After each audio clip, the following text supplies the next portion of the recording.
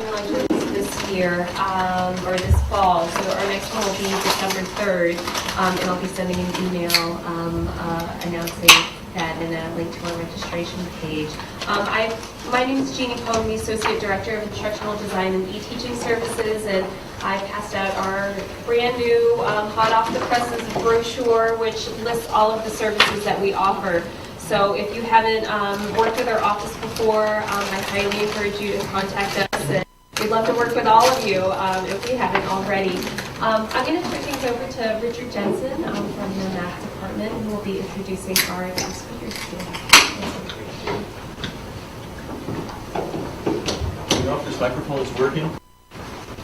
I don't know. You can test it out. My name is Richard Jensen. I'm the Faculty Microcomputer Resource Center. I'm also blessed with this opportunity to introduce the guests at these eTeaching luncheons. It gives me an opportunity to really explore with Google some of the things about the people that we choose to speak here. And I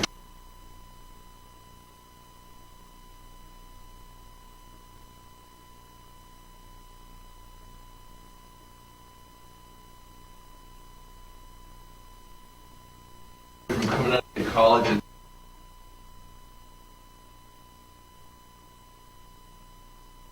co-director of the Becker Collection, and I think that we're going to be seeing a lot of today.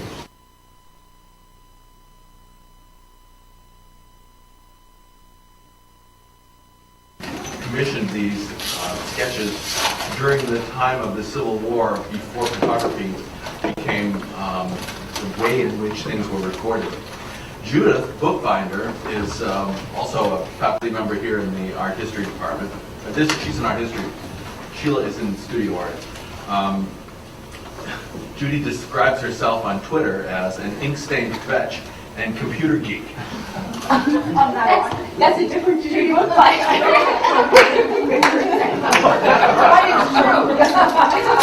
Well, you see what I don't know about the computer geek, but the computer geek, ink-stained fetch. Did you describe yourself that way ever? No. A different Judith Bookbinder. So you're not the one that likes bunnies. No. Okay, this is the second time I've embarrassed myself in this particular way. I called somebody by their maiden name a couple of years ago, and they corrected me that I got the wrong name. So I'm sorry, Judy. Take it away. But the second part is right. That's really funny. And there is another Sheila Gallagher who's a real estate broker in Dallas. Well, I wouldn't have. I thought that must be. There's another Judy Bookbinder who takes a lot of photographs. Oh my gosh. Well, there you are. I got to be a lot more careful next time. So, Judy, want to come up here? Yeah. So Judy and I are the co-directors of the Becker Collection. The Becker Collection, for those of you who have not been over to the McMullen Museum yet, is an archive of approximately 700 Civil War era drawings, many of which were done by my great-great-grandfather Joseph Becker, who, with 13 of his colleagues, sent back drawings from battlefields and other great events in American history, like the Big Chicago Fire, the building of the railroad across America, as special artists working for Frank Leslie's Illustrated newspaper, which was the first successful pictorial press in America. When we, the collection was handed down from Joseph Becker to his daughter, Elise Becker, to her daughter, Elise Becker McMahon, Aunt Lassie. My Aunt Lassie. And Aunt Lassie had no children. And when Aunt Lassie died, my mother inherited the collection. And then about 10 years ago, I said, Mom, you know, this is pretty much a national treasure. It probably shouldn't be underneath your bed anymore.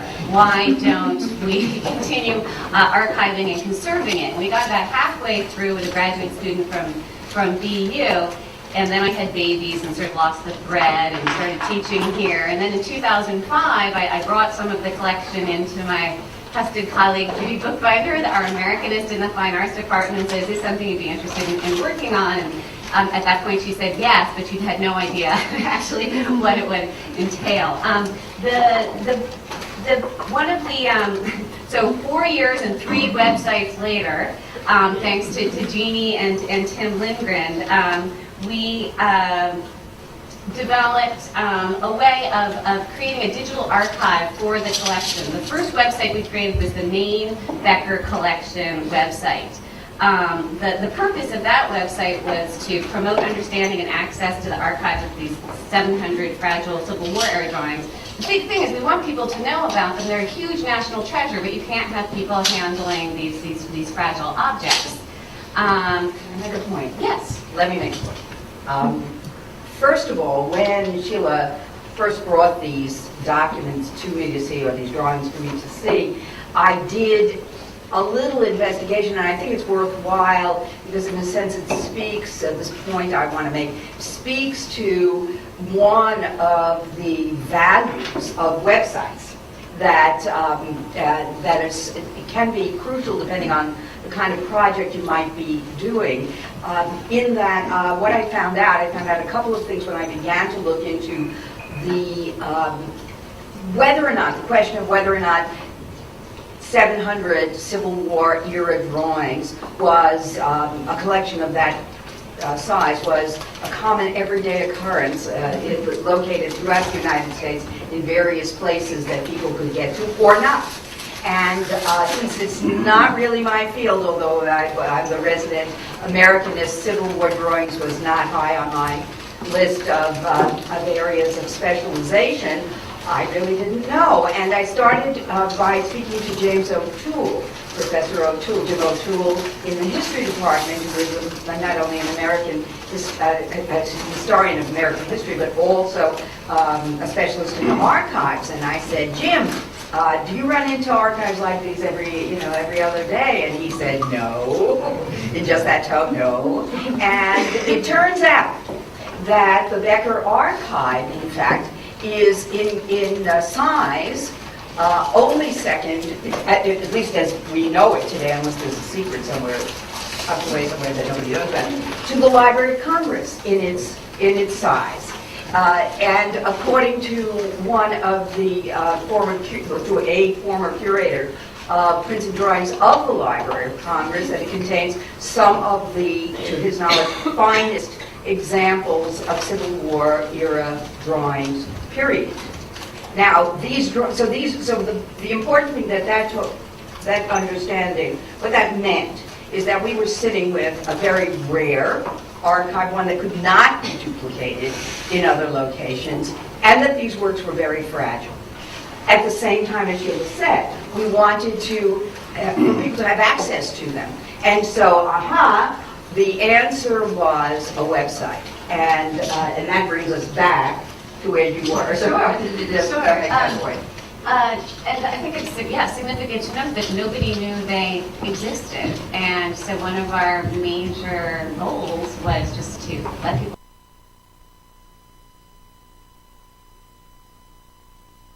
discourse. And this website, and you'll see the distinctions between the 3 different websites, is really meant to primarily function as a research tool for both the student, the scholar, and the enthusiast. Here's what the home page looks like. We started, Tim, feel free to break in here too.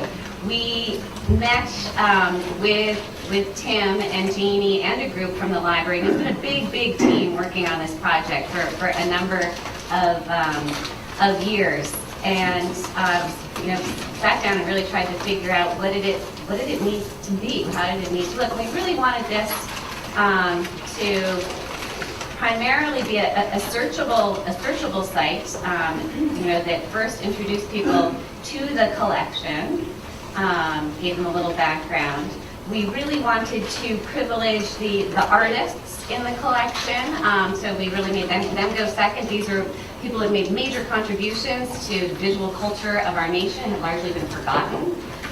So that you can go over here and hear about Joseph Becker.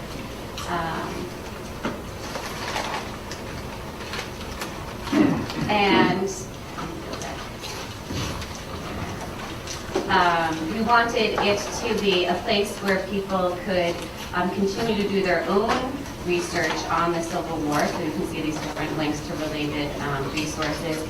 But we really wanted it to be a place where people, if they had an interest in something, and I'm going to go over to this one, could browse by subject. So a considerable part of our time, let's see if it works, it's a hyperlink, so I'm not sure. I'll take them, let's say you really have an interest in horses during the Civil War, that you could type in any keyword, and Judy and I spent a lot of time just looking at the images and saying, what are we looking at? Okay, there's a horse, there's a flag, there's a dead person, there's a wounded person. And shovels, creating as broad subject keyword categories as we could. Here you see that each drawing was assigned a reference number. You can get the basic information about the drawing. Also a feature which I've never completely loved. As you can see, this is on the main website, the drawings are not the actual, obviously not the actual drawings. Most of them are not scans of the drawings either. They are black and white photos of the drawings, which were taken by the U.S. Military History Institute in the early 1990s.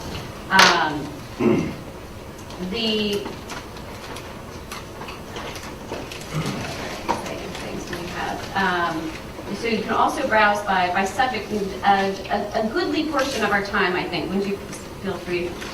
I could safe to say, Tim, was spent just refining the search tools. We're trying to figure out trying to think about what the researcher first encountering this collection would want to, how they would use the site.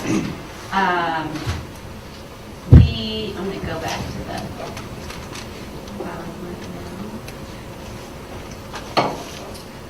So that's the main Becker Collection website. The main Becker Collection website also really privileges text in a way that the other ones don't so much. This is a drawing from the collection by James Taylor of the Loyal Dunkards. A lot of the drawings have extensive text on the back or front of them. And so in each of the, here's a small drawing by Joseph Becker. So on that website that I showed you where you can search the images, you can also find all of the transcribed text, which in many cases is as interesting as the drawings.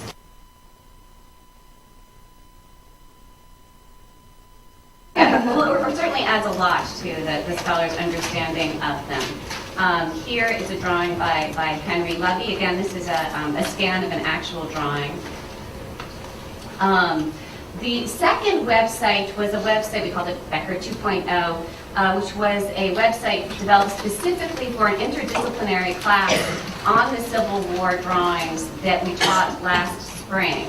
Judy is also reusing this website for, I think eTeaching will be happy to know it's having a second life for her American Icons class.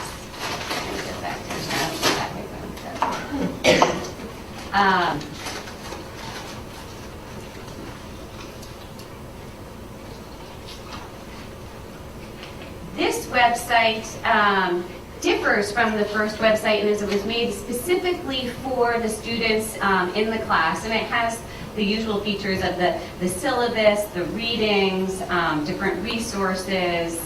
You want to go on? I'll let you take over. Judy's using this website again. Yeah, so the main purpose of this class was that there were about 100 unknown drawings in the collection. And we wanted students to be able to choose an unknown drawing and do primary research about the drawing over the course of the semester. So here we are. So I want to just take a moment out from our discussion of this and just make a plug, put in a plug, a little commercial for our IT team, led by Tim here, who the whole team has been invaluable to us. There is no way that we could have come anywhere near to the level of making this collection available both beyond the scope, the campus, and within the campus to scholars, and particularly to students. So without the Tim's and the entire team's unflagging patience with us and enthusiasm and willingness for, we would all sit down if there was a problem and discuss what the problem was and think out how to resolve it. Without that, none of this would have been possible, and I just wanted to get that in because it's really important. Anyway, what we did, we needed a mechanism, in a sense, for keeping track of what the students were doing, so that all the students in the class would could have a chance to choose a drawing. And as Sheila mentioned, I'm teaching now, last spring, Sheila and I team taught a course called Civil War Drawings, and from the Becker Collection, technically. And so the entire course was geared around students kind of getting immersed in the history of the Civil War, per se, and then choosing a drawing that we had virtually or next to no information about, because there are some that do not have the textual documentation that Sheila referred to as being typical, but not necessarily characteristic of all the drawings. So we have a box of unknowns, as we call them, and part of the major focus for the students in the course, aside from learning about the Civil War, was to do independent research, really virtually graduate student research, because this was untried territory, that we had not explored ourselves. And in fact, so the students were, last semester, we supported them and helped them as they went along, but they were instructed to first choose drawings from the box of unknowns, and I'll show you a typical way. So, and then we had this list of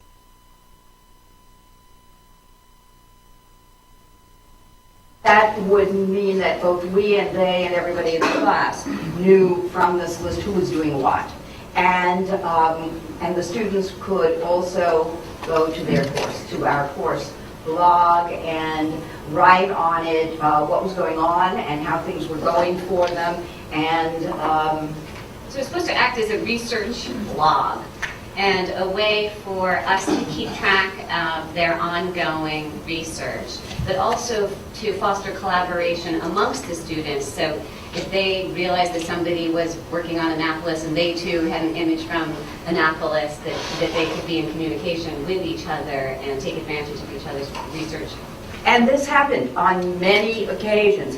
One student just felt strongly that she had discovered the identity of the artist who had drawn her drawing. And she, in her blog, or on the blog, had posted various sources she'd gone to and characteristics that she perceived in her drawing that she was argued for a particular identity.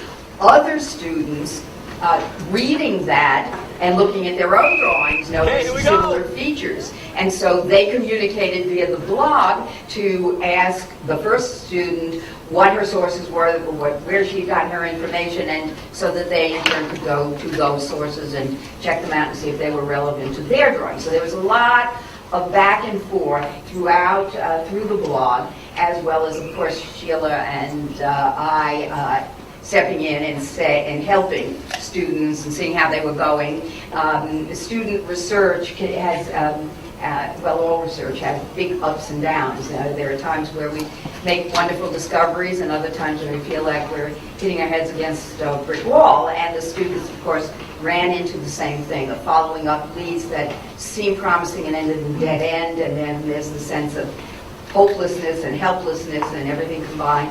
And so Sheila and I would kind of intervene and suggest, well, maybe a different strategy would be a good idea. So the blog interface worked out really well for this project. And the whole operation was so successful that, as Sheila mentioned, this semester I'm teaching a more general history of 19th century American art called American Icons, and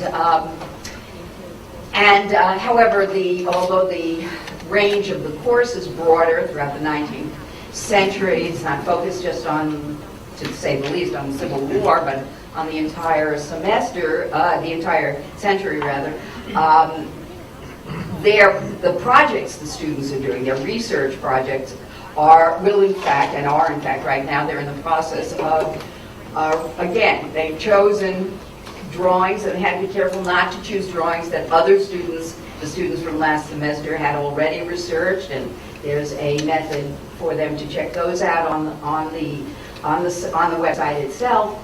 And so they are now proceeding with other unknown drawings to research them in similar ways, not quite as complex as last semester, but in a similar way. And what this has meant is that undergraduates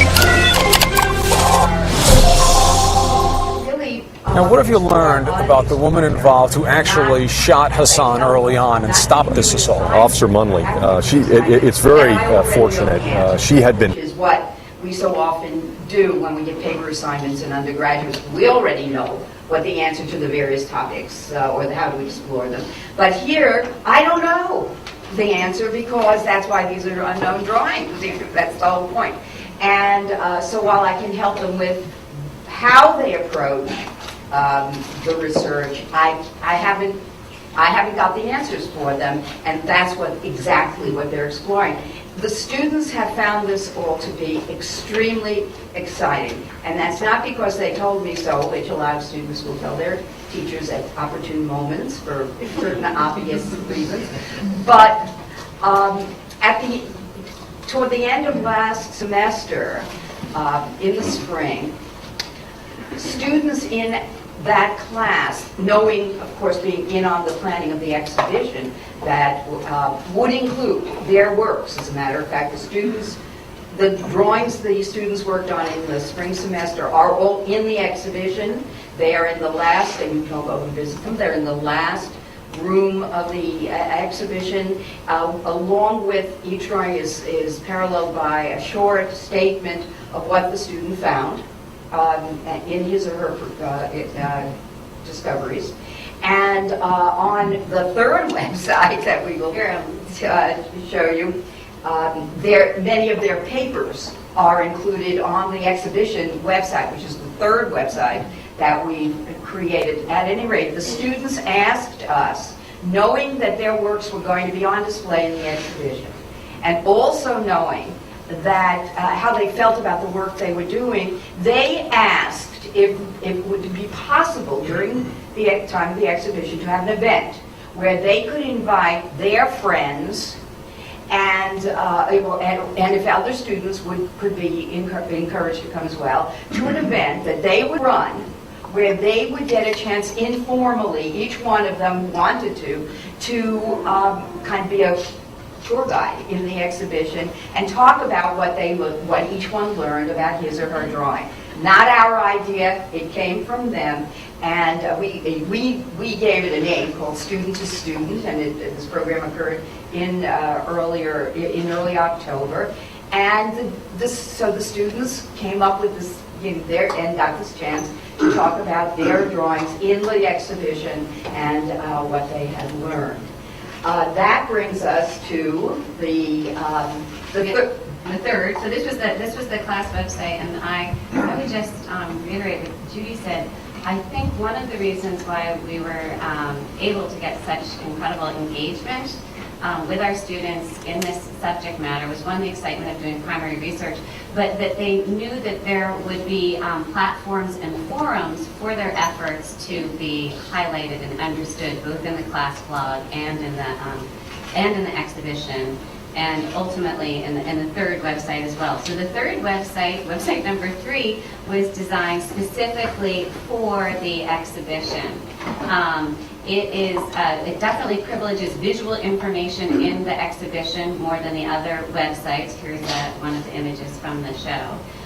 Its purpose is really to support and document the exhibition, to encourage further research and create an online community for museum visitors. We really wanted to recreate a little bit of what was happening in the classroom for the museum visitor, and I'll bring you to the website shortly, and to feature the recent discoveries and results of student research projects. Here's some more images from the collection, but let me escape out. Okay.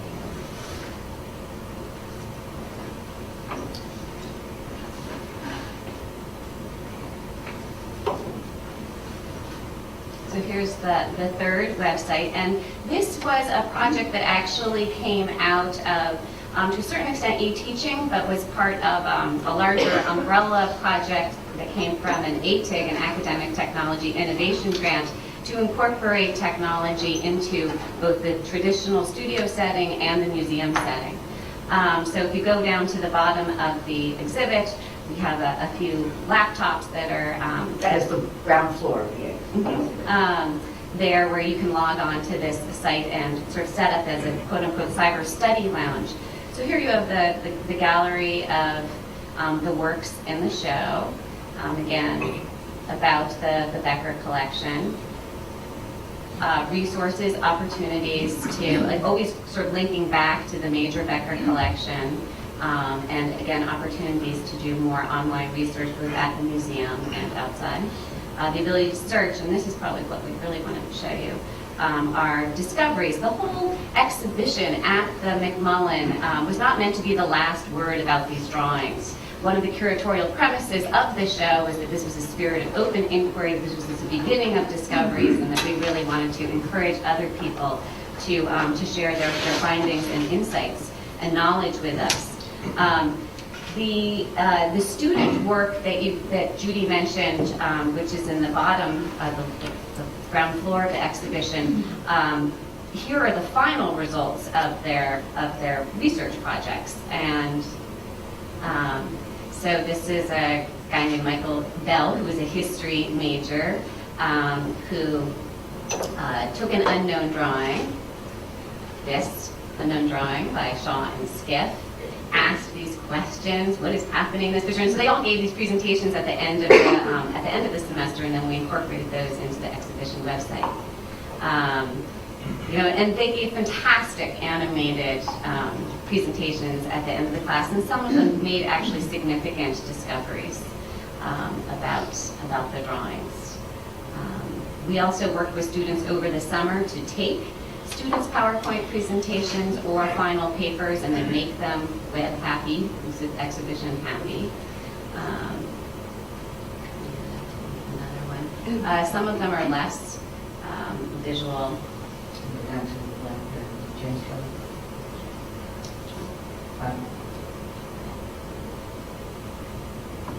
Judy loved this one. It had things turning around in space. It was just great.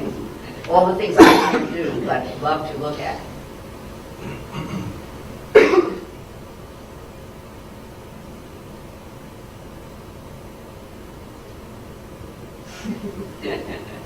So he takes you through the whole works, and again, I think this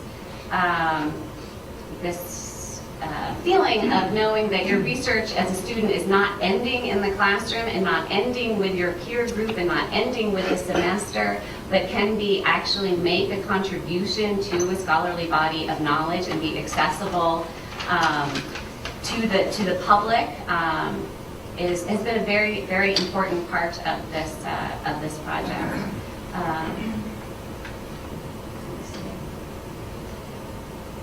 So again, the exhibition website, just to privileges visual information. All of the websites feed on each other and encourage the use of the other websites.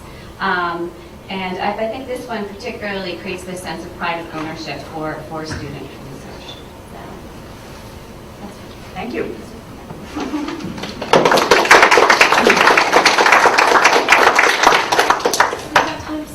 We have some time for question and answer, so if you have any questions, please feel free to ask. I realize these are old drawings and things, but are there copyright issues, or are you concerned about somebody? Well, on the main Becker Collection website, that is one of the reasons why we only had the black and white scans of the photographs on the main website. We ask, on the main Becker Collection website, there's also a place for people to request reproduction rights, and we are actually incredibly permissive. We don't have any way of accepting money, so basically if you're Gettysburg and you say, I just found your thing, I'm dying to have 20 images for our Which they did ask new for. docent tour. We make them fill out a little form and say, you're only going to use it for educational purposes and one-time use, and you're going to furnish this with us with your an example of a publication, which they never do. And then we have this signed contract which says, but it's pretty much good faith. Yeah. I remember many years ago, there was a collection, I can't remember whose it was, but somebody in fine arts had a collection of, I want to say it was images of architectural styles. Jeff Howe. That's right. Yeah, It was one of the first web projects in VC or an online archive. Yeah. And Jeff discovered at one point that there were professors in other universities who were using his collection to teach classes. And it sort of raised one of the first questions about, putting your material openly on the Well, web. I'm an open sourcer at heart. I would have a problem if somebody, took this image of foraging such oats and made mouse pads and coffee cups out of them. But my feeling is that if you're dying to teach a Civil War drawings course, in Peoria, and you really want to use this as a teaching tool, go for it. It's I really believe in the dissemination of knowledge, especially. I feel very lucky. It's a complete fluke.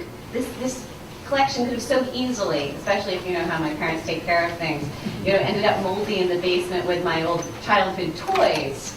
And so, one of the major goals and objectives of both the digital archive, the website, and the exhibition is really just to share this knowledge and this piece of American history. And that certainly was a major, that's why the first people who were contacted, in addition to Jeannie and Tim, to ask how we can explore this technology as a way of getting the material out there, was also to go through and work with the Digitool team, The library the team library is big. in the library, so that because I'm a visual person, what I see is I'm in Devlin Hall, and so I send data, and it flies through the air and it gets to O'Neill, where the Digitool team grabs that data and they translate it into another language that they call Digitool, that keeps it and stores it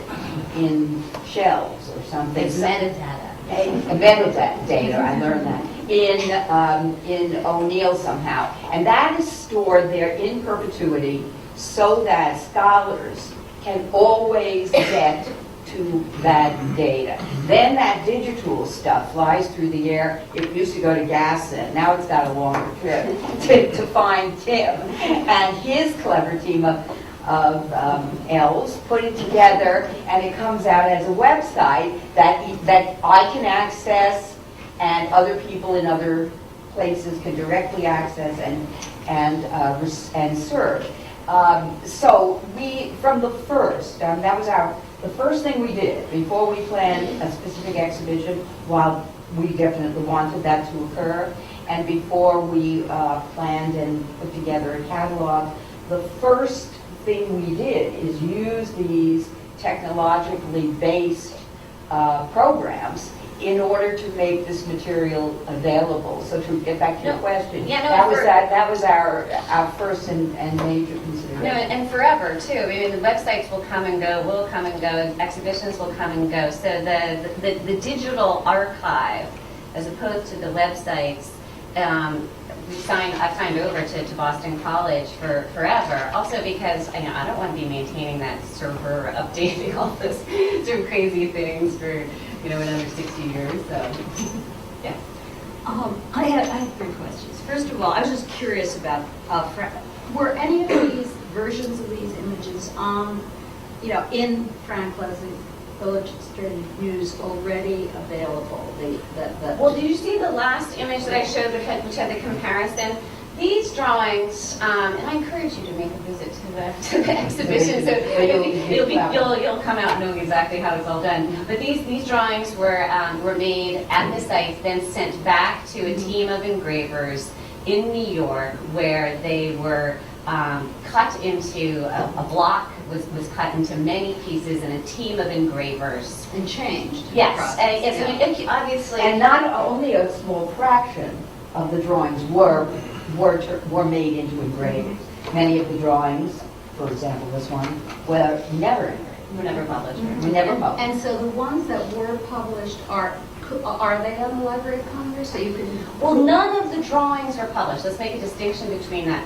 There The were engravings. engravings Yeah. based on the drawings Based on the drawing. that were For some. published. For some. Okay. And for some of them, and many of those drawings, you can get them on, it's public use, it's public domain now. The engravings. Yeah, you can Engravings. buy, we bought for the exhibition, 2 CD set for $32 that had about 600 Engravings, but no copies of drawings. engravings, yes.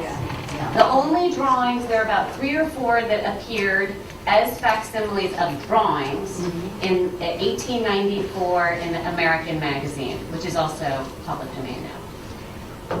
Could I go on? The class, this is because we're planning a class around an exhibition in the future. And Kevin O'Neill and I was this an interdisciplinary student body? You did not have preponderance of art historians? There were. No, it was mostly art historians, studio artists, and history students, but a few English, and I think even a couple of CSUM. And the studio artists were terrified that they wouldn't be able to do the primary research and pull together, a major research paper at the end. And the art historians and the history students were terrified that Because they had to draw. They each had to do a facsimile of this image. And they had other projects. And they had other projects. We went and visited an old printing press, and we had them cover a news story, like St. Patrick's Day Parade, and then they all got sent out to cover and draw pictures. Drawing. And then come back, and we had an editorial meeting, which one would be turned into the press. And but by the end, both groups of students, those with studio skills, and then those with more primary research and writing skills. Somehow it balanced out. And it was almost indistinguishable by the end. Absolutely. Absolutely. I think they came in very conscious of their strengths and weaknesses, but by the end of the course, I mean, everybody was in the pool swimming around together. And the syllabus is up there. Yeah, I believe Yeah. so. Yeah. Okay. I'll let someone else. Okay. Sheila, what did you do with the precious originals? The precious originals, some of the precious originals are in the McMullen exhibition right About now. 130 of them are on. And the rest are at an undisclosed location. Probably not in a bowl. Not under bed. Not under the bed, not under the bed. And, the idea is to travel the exhibition as, widely as possible. And then, I don't own the drawings, my mother owns the drawings. And then to ultimately, find a place where they would be accessible by the public And protected. and protected and conserved. I may have missed because I was silent for a few minutes. But, for instance, I'm working on an article right now about a man who wrote a letter. He was fighting in the Civil War. Read in a newspaper about his brother, who was a famous musician in Ireland. And he wrote this letter, and I was able to track him. Now, if, not for the academic journal I'm writing for, but colleague and I are thinking of it for more popular. Could we do a search and find out? And he was, of course, knowing he's in a number of battles. Yeah, let me show you some of our Absolutely. there's, once you start with the, Civil War websites, There are so many. there's just no end. Here. I'll show you some of this. Oops. Oh, I have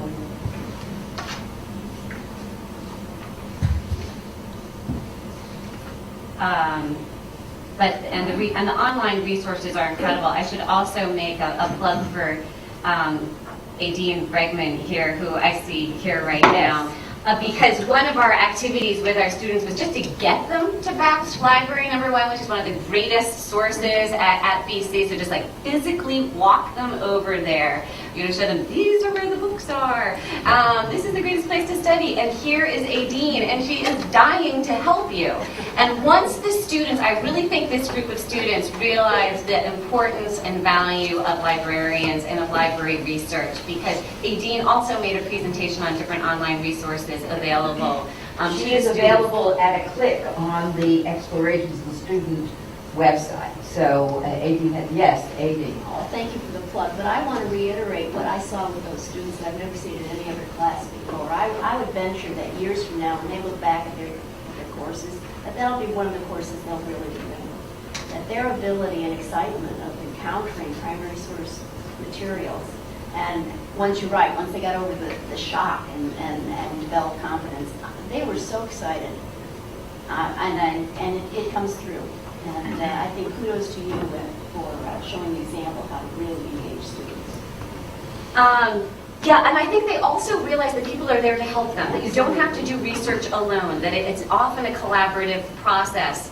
And there were some great stories that developed over that semester too, falling like these pen pal falling in love relationships with archivists. Via the internet, they all beyond having had such a wonderful experience with AD and the local sources, that they made contact with archivists and librarians in Blue Mountain Archives in Arkansas or South Carolina, who were delighted that here was a student who was looking at an original source, that is a drawing, that the archivist didn't know existed. And what do you know? It's of the main street of this little town where this archive is. And so they were delighted to find this out and to work with the students and help them with original sources that they had at their disposal and with understandings that they had come to. So as Sheila said, there were these ongoing relationships, and the students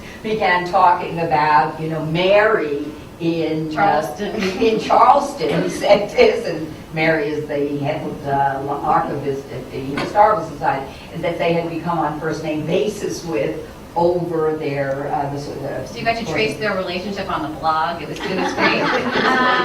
Yes. Did any of the students travel to any of these places? Not that I know. Not during the course of the semester. They kind of had a lot of things to do. Well, right. Yeah. So you can see on the related resource page there are a bunch of different links. Yeah, the National Park System. For the name of a soldier or a sailor, and there are within the U.S. Army, U.S. military archives, you can trace the names of particular soldiers. You certainly could see if it's an officer, if his name may have come up in the text of the drawing, and that you can do directly on the Becker site by just typing in that name or checking the officer list and seeing if that name appears in the text. It should come up. Or by infantry, by state, by regiment. No, it's fascinating. I'm just struck by what are the possibilities. Well, I work on exactly. letters. I've had to learn about the American Civil War because I never studied it before. And I think not growing up in this country, it wasn't part of my learning. But this is, I'm just struck by what the possibilities are. Speaking of which, have you taken from this any sort of generalizations that can apply to other people doing this? Words of wisdom about how others ought to do it? Well, you're only as good as your eTeaching team. And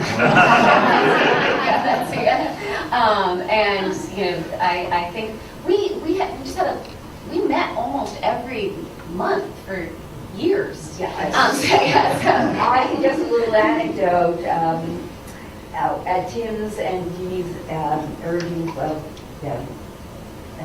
Sheila was unavailable, and I attended a week-long seminar, or what do we call it? Faculty summer workshop. Now, these things 3-4 years ago, and they with so much patience led us through understanding how, in a sense, in a very simplified way, basically how the programming is done. And at the end, they asked everyone on his or her computer screen to write what that person had learned in the course of the workshop. And I wrote that I learned two things. One, I learned what a WYSIWYG is, and those of you who know will know, and those of you who will think it's just a funny word, which it is. And the second thing I learned was that, thank God, Boston College has people like this team to do what I could never in a million years have done on my own. You don't have to be a computer programmer to teach with technology, and I think it's As long as then you could bottle what you've learned. Yeah. Or somehow or other. Yeah, well, Ship it out to the rest of us. But you should take this week-long course, it sounds like. Yeah. Yes, first of all, it is worthwhile to get a sense of what it is, and just, even though you're not going to have to actually do it, it gives you a perspective on what the possibilities would be in terms of your particular discipline or project or area. The students, of course, take to it like that. Although, you know what, I've noticed, I think there's a little secret, if not a dirty little secret, that a lot of them are a little less savvy, at least initially, than we assume they are. And in some of this technology, I mean, I have found, well, I think we saw it last semester, somewhat, and I see it in my American, 19th century American icons course this semester.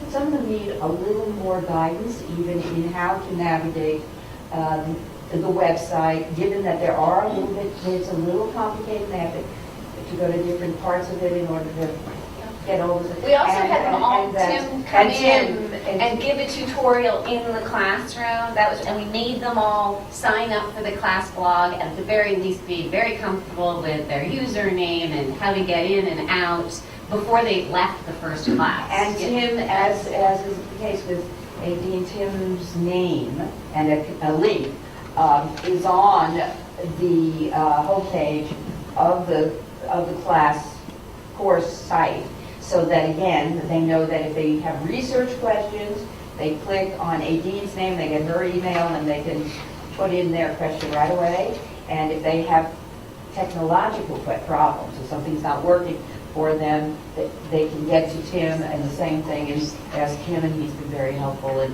ironing out some of those rough spots with the students as well. So you can expect that they're good at it, but you can't actually count on it in all cases, and you should be alert to the fact. And I think that what I have noticed is that the students who are having trouble, they're a little embarrassed about it, and so you have to kind of watch for signs. If students are supposed to sign up on the site, and as they are for me, and choose a drawing, I have gone through the list to make sure everybody has in fact done that. Because if not, it may be because he or she was at the Notre Dame game or whatever else. But it also may be that they can't figure out how to do it, and they're afraid or embarrassed to acknowledge that they have a problem. So you got to kind of watch for that. I was wondering if the course website was that restricted to only people enrolled in the course, or was... In theory, but I've since heard, there was did you hear the funny story that circulated around last week about the father of somebody at PC who got onto his daughter's class website just by Googling and then wrote to all of them? Yeah. So I think Rita Owen's office is actually working. I mean, it's supposed to be restricted, but I think it's not the security envelope isn't totally sealed. Tim, is that based on Drupal, the course website? It is, yep.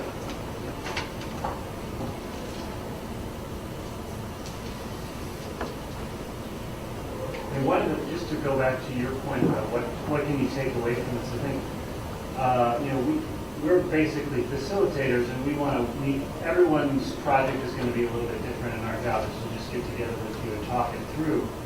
And I think the context changes a lot. Like, for instance, the faculty summer workshop doesn't exist anymore. We used to do this a few years ago But there's still lots of opportunities for training and for workshops and things that we would be happy to sort of help you out with. And we wouldn't be doing anything if all of you didn't come with great ideas. If these, Sheila and Judy didn't have this collection and a kind of drive to do something about it, we wouldn't have, we'd be sitting around waiting for you to come to us and come with it. But once you come, then we can start this collaboration, and we'll either help you find the right tools that we have already, or we might look into an AT grant or something like that. So the main point is just come and talk, because we love to find out what your ideas are and then try to find a way to make things happen. I can't say enough how easy it was. The easiest part, I think, for Sheila in the country was working with the eTeaching team.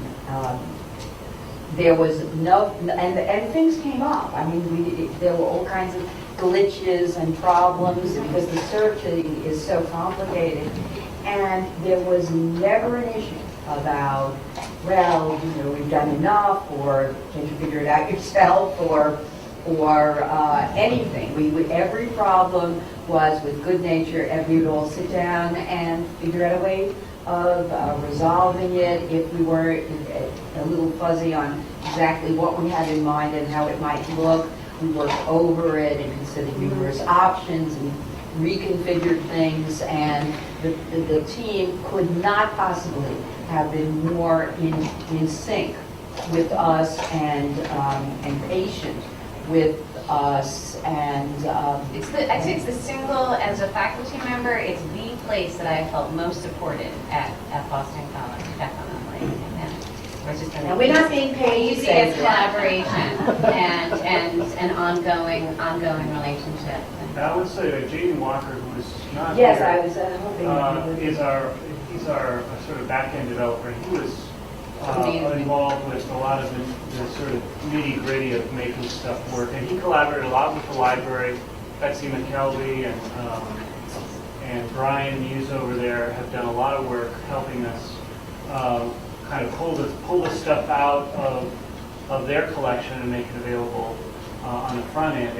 And that's another thing that we're trying to do more of is foster these collaborations between our group and the library. And so we know we can't do everything. We're a very small group, but there are lots of other groups on campus that have resources that we can often point you to, and then develop the relationships either with IT, which is quite a large group, and with the library, and both of those groups have a lot of resources and a lot of great people working there. And sometimes it's just hard to know who's there that might have the skills or the funds or the whatever resources to be able to help you do what you need to do. So some of it is just trying to make those collaborations happen. I think this was a good example for us to sort of see what could happen closely with the library And with the bookstore too. I mean, one of the big things was the first time that the McMullen, who published beautiful catalogs that previously you could only call an 800 number or walk to the bookstore.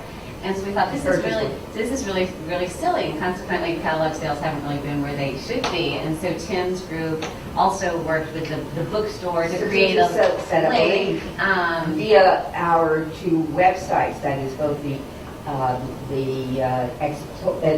exhibition website and the Becker Collection website. In each case, you can just click and you're there to the bookstore website and can order a catalog with your handy-dandy credit card. So it's a very easy process now, where it had been extremely cumbersome and unsuccessful in the past. So simple, with a click of a mouse, literally, I think, this was all essentially corrected very easily via the website.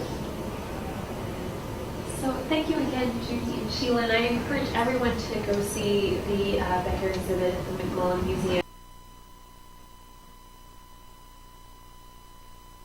And as Tim and Judy and Sheila said, if we could be of any assistance to any projects that you're thinking of, depending on whatever stage, you're at with thinking about your project, please don't hesitate to contact us. Our information is on the brochures that were handed out, and you can also email eteach@bc.edu. So thank you again.